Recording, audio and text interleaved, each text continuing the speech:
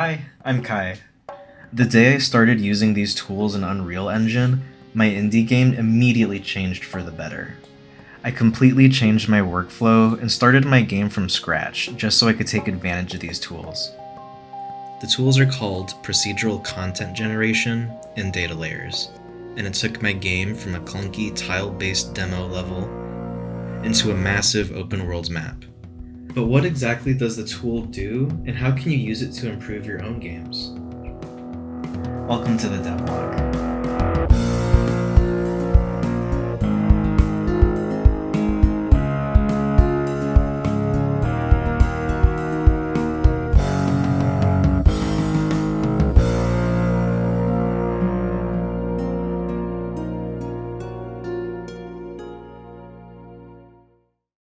Subscribe for more helpful game dev tips. I'm starting from scratch like many of you, and I want to help share as many helpful tips as I can that I wish I knew years ago when I first started. Okay, back to the video.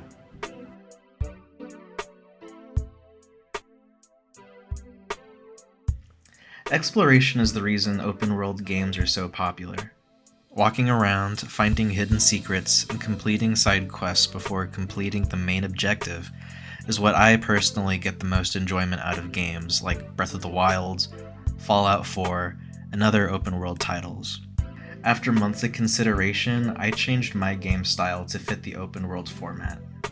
For the last few months, I've been learning Procedural Content Generation, or PCG as we'll call it, so I could quickly spawn thousands of trees, bushes, and grass, thus cutting the design time dramatically and allowing me to spend more time developing the story and handcrafting unique villages and think of more unique location types. I still have a lot of control over the foliage that spawns. I can choose which species spawns, the percentage chance of them appearing, if they appear in clusters or alone. I can create clearings and roads, and soon I'll learn how to have them update automatically depending on their location of the height map, having fewer trees in high elevation and aquatic plants below sea level, that kind of thing. Changing the camera to be more up close and look around gives the player much more freedom to look for secrets and explore easier. With these new tools, my primitive caveman game developer brain expanded, bursting with new ideas for how to make the map bigger and free to explore, instead of having several small levels that each require a loading screen. This will help the locations feel more connected, and will help players who want to get lost and explore have more freedom to do so. However, now that I know the basics of PCG, I had to go back and redo my entire game from scratch. At first, I tried quickly adding all the beta levels into one big map, but I quickly realized how inorganic each major location looked next to each other. Not to mention, it was a lot more obvious how linear the paths were in Into the Farlands, now that you could move freely about. I ended up completely scrapping all 7 original maps, and starting fresh, specifically with open world and platforming in mind. New basic features like jumping and swimming didn't exist before, and now bodies of water and a rocky slope were no longer obstacles, but created entirely new possibilities for level design. Admittedly, I did get carried away. I made a world's map the size of Zelda Breath of the Wild. I looked it up, and it takes 3 hours of running to cross from edge to edge of that map. I made a map that size, and it was so laggy I couldn't even work in the editor. I then shrank it down to half the size, and it was good for about a week, but the more I modified the level, the laggier it got. And then, I had the issue of what to do with all the empty space that couldn't be filled until several chapters down the line.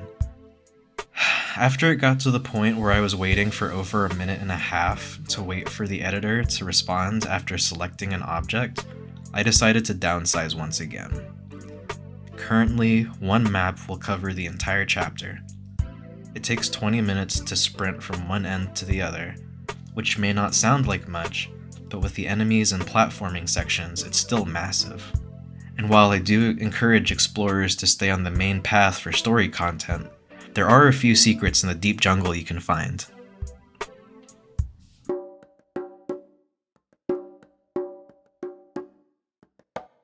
I've been trying to find ways to make my game stand out from all the rest, and one thing that I've been passionate about from the beginning was exploring my roots. I come from a mixed household, and despite growing up totally American, I wanted to find a way to celebrate my African and Latino roots. A lot of the story is inspired from Mesoamerican mythology and real-world locations. I spent a few years researching Latino history, but unfortunately, so much information was lost during the conquistador invasions, it felt like no matter how much research I do, there is large gaps in knowledge, and especially regarding creation myth. Every website and book has its own interpretation. The last thing I want to do is present something as accurate when I don't know the full truth. All of this has led me to lean more into the fantasy genre. This decision led me to have more freedom when it comes to what to include in the game without fear of misrepresentation. The world of Sun's Edge includes an Aztec pantheon, ancient beings with incredible powers that can manipulate the world. The main antagonist is Tezcatlipoca, the Aztec god of darkness, and he is trying to collect all pieces of the crystal skull, an object that will give him control over the dead. With this power, he'll reincarnate the world and begin a new era of the sun. According to Aztec creation stories, we're currently in the 5th era of the sun. The world has already been reincarnated 4 times before. With each rebirth, most life on Earth is destroyed as the gods argue amongst themselves how to make everything perfect. Once you discover this, you start looking for the crystal skull pieces before Tezcatlipoca gets them first. The story has a lot of popular Aztec characters like Quetzalcoatl, Tezcatlipoca. Oh, I should hang on. Let me look if how to pronounce these. Mictlantecuhtli. The story has a lot of popular characters like Quetzalcoatl, Tezcatlipoca, and Mictlantecuhtli. Mictlantecuhtli.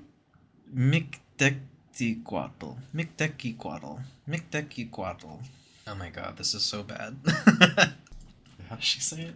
Look now, last time we talked about Coatzicoc, Mictlantecuhtli.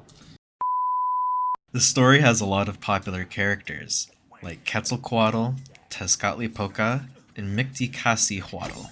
First try. Okay, we struggled our way through that one. But also lesser known ones like Teotihuacan, Cipactli, and many others. My main goal is to blow up. I asked my Discord community if they had any questions that they wanted to have answered during this episode. Make sure to join our Discord group if you want to have your questions answered in the next episode. Smoke Pincher asks what the main goals are for myself and for this project. I wanted to prove to myself I have what it takes to make an indie game.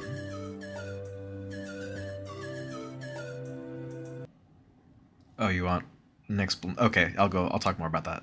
After I got my 3D art degree, I immediately tried applying to some of the AAA studios that were in my neighborhood in Southern California.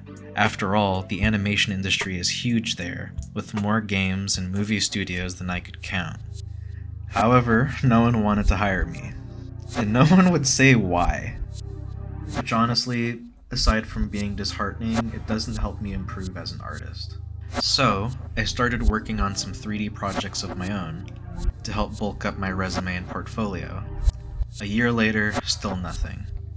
Occasionally I'd get the odd rejection letter, but they still never told me why.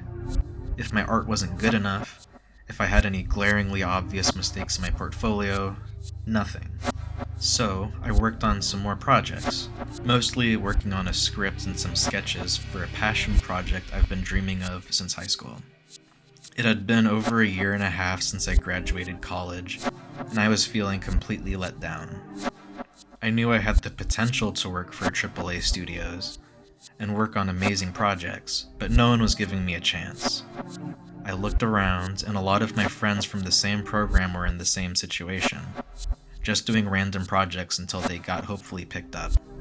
After doing a couple small game jams, I decided to make my own company, hire my own friends, so that we could make games that we love. I knew we all had potential, we just needed a chance. So I wanted to give everybody an opportunity to work on a project that we could be proud of. I currently have the first chapter completed and will release new chapters every 3 to 5 months. I have a dream of releasing 15 chapters in total for Sun's Edge. This number may change as development goes on. This is a project that will take years to complete. We're currently almost 3 years in at this point, and we've all learned so much about game design, teamwork, and improving our own abilities to actually make the game happen. In August 2022, we proved that we have what it takes. We started a Kickstarter that got fully funded, and we were able to put our demo on Steam. Now at this point in development, a lot of my friends have moved on to work at different studios and jobs, and honestly I congratulate them. They were able to get some experience out of it, we got a little cash from the Kickstarter, and we still keep in touch.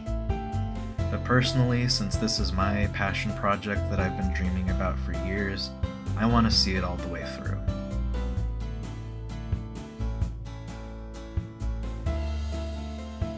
Another question is how much content there is currently to play. As of now, the first week of January 2024, there is a public Mob Rush minigame that takes about 15 minutes to complete, and there's about 2 hours of unreleased story content.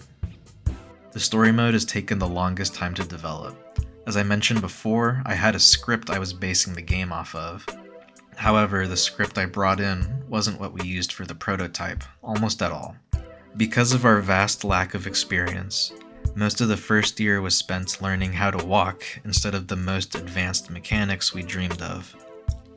And the result was an overly simplified, loose plot with lots of holes in logic. And also, I completely scrapped the existing levels and decided to rework the NPCs as well. I felt like the old dialogue was clunky, and the dialogue system I found was hard to customize, and I was following a guide on YouTube without really knowing how each component worked. Now the story is more serious, and the NPCs have more personality than before, and play different animations when talking to them. This was largely thanks to the new dialogue system in the game that was developed by Astrum Sensei. I can create classic RPG dialogue and cutscenes much faster now. I mentioned in the last video that I was experiencing some bugs, and he personally helped me resolve the problem. Big shout out to him and his game Workplace of Madness. With the current state of the game, I can have the prologue finished in a couple weeks after I finish my final dialogue adjustments and playtesting wrap-ups. After that, I'll go back to the jungles of Solasta and finish working on the open world map update and re-release that map in another month. Once we get to that point, the story will finally have new places to go as we prepare to embark into a Mojave-inspired desert chapter.